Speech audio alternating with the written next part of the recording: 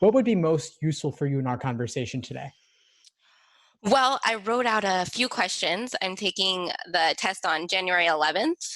It's a different date than the North American test because I'm in Argentina. Okay, cool. So it's also a paper test because they haven't rolled out the digital version yet internationally.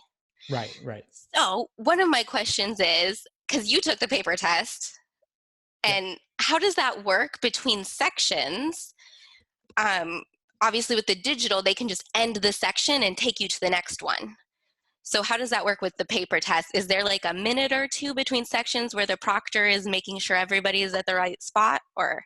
It's probably not a minute, but you're right that there is maybe a couple seconds or 10 seconds in between each one. So it's like pencils down. Okay, is everyone's pencil down? Okay, good. Now let's continue to the next section. Go. So it's something along those lines. Okay. Okay. Um, and do you know, are the international tests the same ones that they give people like that? Because I think January 13th is the North American test date. Do you know Yeah, if I'll be taking the same test? it's not the same. They're using an undisclosed test, a test that's never before been released, and they will give Uh, students outside North America a different test than those inside North America. okay, but it's not a test that I've taken, like a practice test before. Correct. Oh man. Okay. Okay. So I guess tips for, so my score right now, would it be helpful for you to know like where I am? Yeah, sure.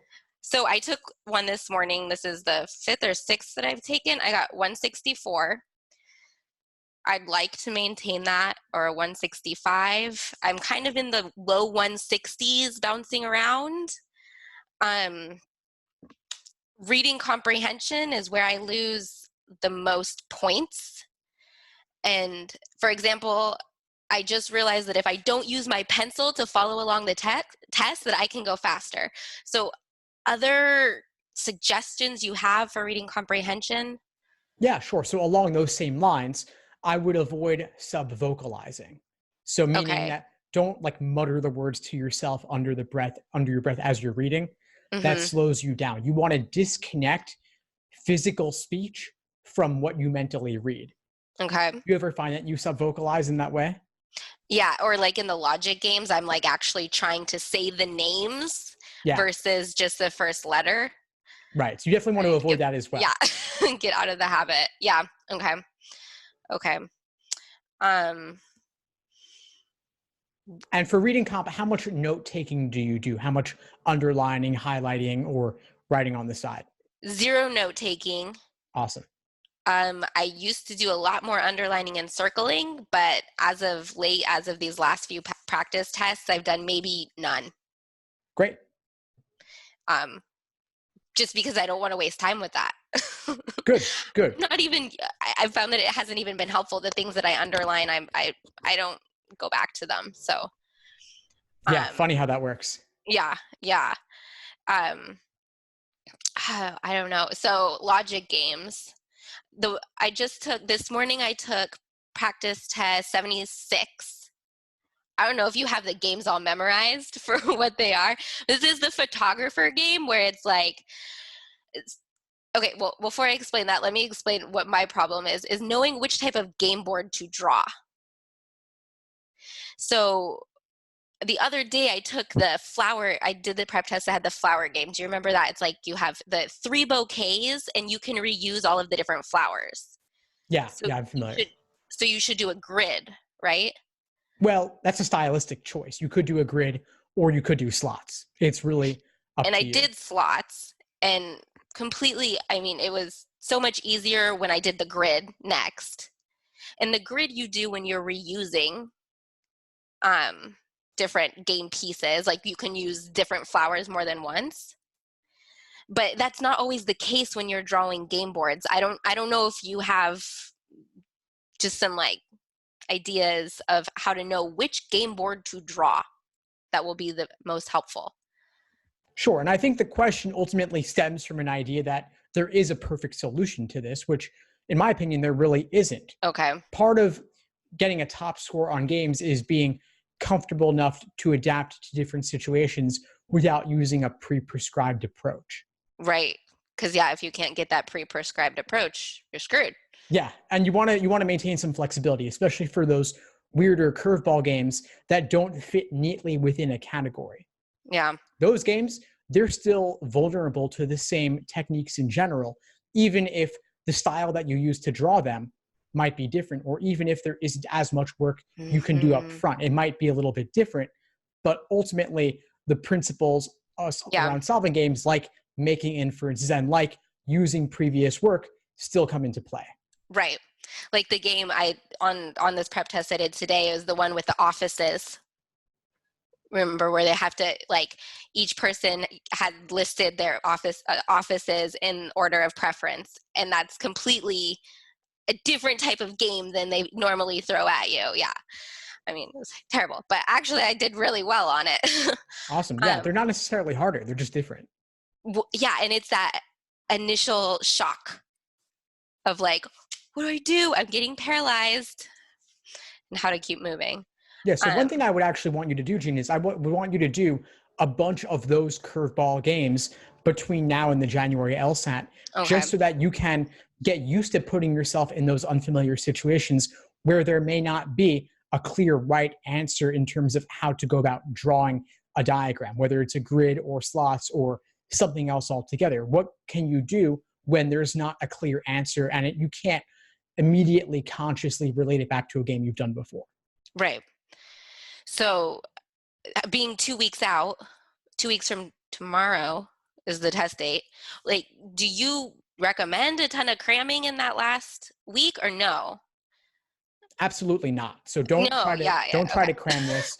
This is not a test of memorization. You're not going to learn it all in 2 weeks and then empty your brain afterwards. Right. It's really a skills test. It's a test of pattern recognition and understanding the fundamental skills they're testing, like critical thinking, making deductions, and so on. So I would want you to ultimately do maybe just 1 or 2 timed exams per week over the next 2 weeks, along with detailed review of those exams. And then if you want to drill certain things like the weird curveball logic games or like certain reading comp passages, you can do that, but I wouldn't try to do more than that. Okay. So like at most 4 more practice tests before the January 11th, like 2 next week and 2 the next week. Generally speaking, yes. Yeah, that was my plan. What are your other obligations? Basically nothing. So I have time to study, but I mean, I'm also in danger of spending all day, every day studying for the LSAT because I don't have other obligations right now. Yeah, then I think 2 exams a week for you, plus review of those exams, plus drilling is more than enough. Okay.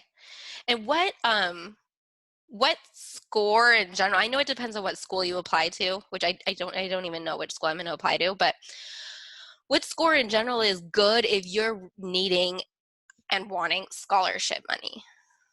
It's not really like the higher the better. Okay. But I mean, can you get scholarship money with a 164? Yeah, it depends on the school.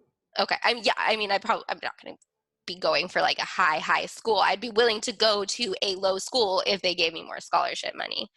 But what score is too low to get scholarship money? Again, it depends on the school, but I would imagine that anything below 150 is probably not going to get you much, if any, scholarship money anywhere. But I would suggest go on LSAC's site, look at their LSAT GPA calculator. Oh, and I saw that. You can put in your GPA and see where you stack up with hypothetical LSAT scores, given your undergraduate GPA. And if you are above the median for a school, that means you've got a shot at some decent or significant even scholarship money. But a low-ranked school, 160 might get you a full ride. For a high-ranked school, it'll get you nothing, but a 165 or a 170 at a better-ranked school then puts you in the running for the scholarship money. Okay. That's calculator. Okay. So, yeah. Those were my questions that I wrote down. I don't know. What else suggestions you have? Well, since you're 2 weeks out, let's talk a little bit about what your full-length timed exams look like when you're taking them. So I'm curious, what are you doing to simulate test day conditions? I put 35 minutes on my phone and push start, and I do the section, and then when the timer goes off, like today I was really good. I gave myself 0 time between each section because I just pushed repeat on my timer and flipped to the next page and went to the section. I did 3 sections and then took a 15-minute break. And then I did the 4th section, and then I grabbed another section from another prep test so that I was doing 5 sections. Good. So those are all good things. I want to suggest a couple of modifications for you. Okay. One is that you can't bring your cell phone to the test. No, I know. Yeah. And you're going to use an analog watch because you're doing. And I don't have a clock. So I need to get something. Yeah. So do you recommend looking at the time though during the test? That's a personal decision. Okay. Depends on how comfortable you are with your own internal pacing. A lot of people like to have an analog watch to keep at their desk just so they can keep time themselves, because where you don't know what your test center is going to have. If they're going to have a clock on the wall, for example, will there be a clock at all? Will it be in front of you, or will it be behind you? And you'd have to turn around. Gosh, yeah. So get your hands on the most basic, simple analog watch you can and start using that along with your time to practice tests. Okay, yeah. And then you could bring that on test day. Yeah, that's a good advice. The other thing I would suggest for your experimental sections is, of course, don't always make it section 5, because it could be anywhere. It could be any of the 5 sections. Yeah. So you could insert it as section 1, section 2, section 3, section 4. And if you don't mind mauling your books, you could rip them out of the binding to splice in the experimental section into those different spots, so it won't be totally obvious to you which one it is. Or if you're using PDFs or photocopies, you could print them out. Okay.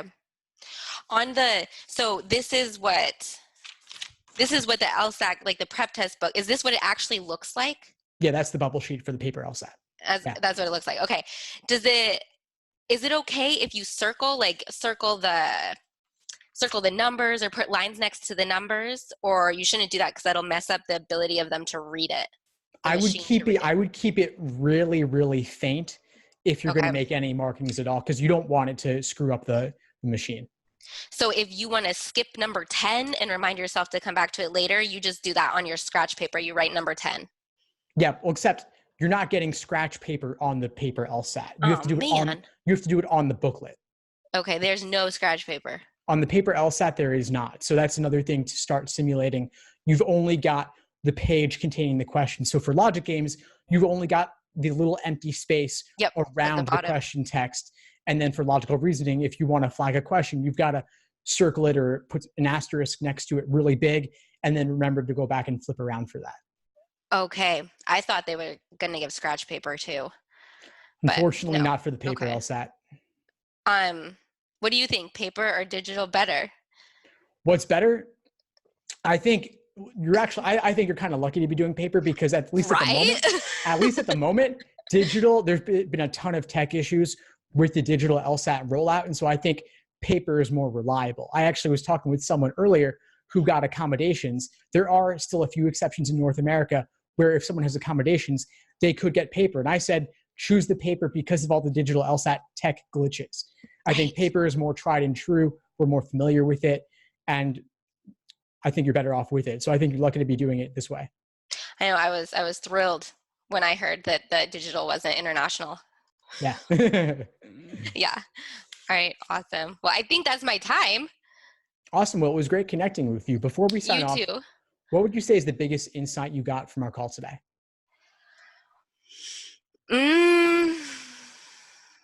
As the little detail tips, like I really do need to start using the analog watch and not verbalizing in my head what I'm reading, and just, I guess, some confirmation that I am doing my practice tests the right way and that I shouldn't be cramming the week before.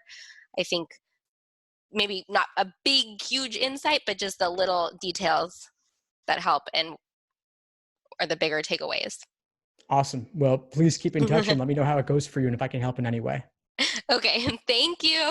Thanks for tuning into the show. Please subscribe if you haven't done so already to be notified of new episodes as I release them. And feel free to reach out if you need anything at all as you move forward with your prep. I'm happy to help however I can. In the meantime, I wish you all the best and take care.